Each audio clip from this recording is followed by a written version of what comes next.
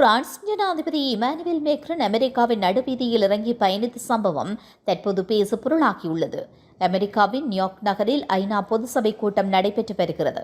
இந்த சபையில் பிரான்ஸ் ஜனாதிபதி நீண்ட நேரம் உரையாற்றிய பின்னர் ஓய்வு எடுப்பதற்காக பிரான்ஸ் தூதரகம் நோக்கி சென்று கொண்டிருந்த பொழுது இந்த சம்பவம் இடம்பெற்றுள்ளது. அப்போது அமெரிக்காவில் டொனால்டு டிரம்பின் வாகன தொடரணி பாஸ் வந்து கொண்டிருந்தது. இதனால் போலீசார் உடனடியாக அனைத்து சாலைகளிலும் போக்குவரத்தை நிறுத்தியதால் இமானுவேல் மேக்ரனின் வாகனமும் நடுவீதியில் நிறுத்தப்பட்டது. சிறிது நேரம் காரில் அமர்ந்திருந்த மேக்ரான் பின்னர் காரில் இருந்து இறங்கி வந்து நேராக தடுப்பு கம்பி அருகே நின்று கொண்டிருந்த போலீஸ் அதிகாரிகளிடம் ஏன் வாகனங்கள் நிறுத்தி வைக்கப்பட்டுள்ளது என கேள்வி எழுப்பியுள்ளார். அதற்கு அதிகாரி, மன்னிக்கவும் மிஸ்டர் பிரசிடென்ட், எல்லாமே தற்போது தடை செய்யப்பட்டுள்ளது என கூற மேக்ரான் சாலையில் நின்று கொண்டே டொனால்டு டிரம்பின் அழைப்பினை ஏற்படுத்தியுள்ளார். நான் தெருவில் நின்று கொண்டிருக்கிறேன், ஏனென்றால் எல்லாமே உங்களுக்கு தடை செய்யப்பட்டுள்ளது என்று மேக்ரான் கூறியுள்ளார்.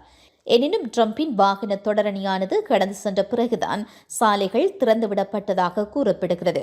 அமெரிக்க சாலை வழியாக நடந்து சென்றவர்கள் மேக்ரான் அருகில் பாதுகாப்பு அதிகாரிகள் நிற்பதை மகிழ்ச்சியாகவும் அதேவேளையில் ஆச்சரியத்துடனும் பார்த்து சென்றுள்ளனர். மேக்ரான் உடனடியாக காருக்கு செல்லவில்லை. டிரம்பிடம் தொலைபேசியில் பேசியவாறு சாலையில் நடந்து சென்றுள்ளார்.